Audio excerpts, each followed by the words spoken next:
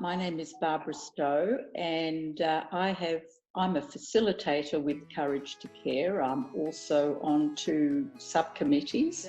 I've been working with Courage to Care now for 7 and a bit years, and it's one of the best things I've ever done. Well, I had worked as a school counsellor in a school for 21 years, and I thought, oh my goodness, that's right up my alley. So I was very excited and went to the training straight away. I think one of the moments that was particularly memorable was when one of our survivors we were in Bendigo, and he was telling students how, he'd been saved by people who had the courage to care and looked after him.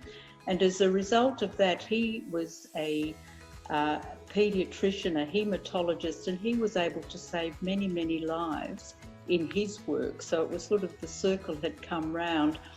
And then a girl in the group put her hand up and said, I had leukemia. I was a patient at the Children's Hospital.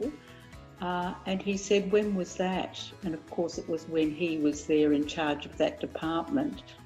And they had a picture taken and they hugged each other, and it was incredibly emotional. That in today's society, we see so many things that are unjust, and this is a wonderful opportunity to try and empower young people to take a stand against things like that they see are wrong, to make a difference when they see prejudice, racism, bullying of any kind.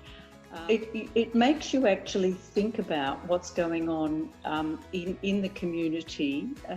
Like, for example, now with the coronavirus, the racism that's been exhibited towards Asian people, whether they're Australians or not, has been absolutely outrageous. And, we also see here on the radio young Muslim girls wearing a hijab who are accosted by people in the street, and what hurts them the most is people walk by and don't want to know, and young people can make a difference with that. I am particularly inspired by our absolutely delightful volunteer survivor speakers. I am amazed that people who've been through the horrors that some of them have been through are prepared to come and make a difference to young people. Not because they're angry about what happened, but because they want to make the world a better place.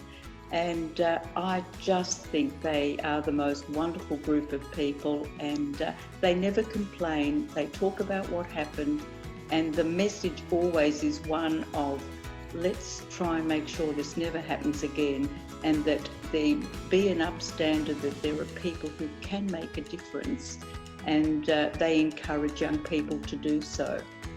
They're my hero. I know that sometimes you think you've done a pretty awful job at facilitating, and you hope that it's not that bad, and that my other inspiration comes from my family and my grandchildren who, they're my world.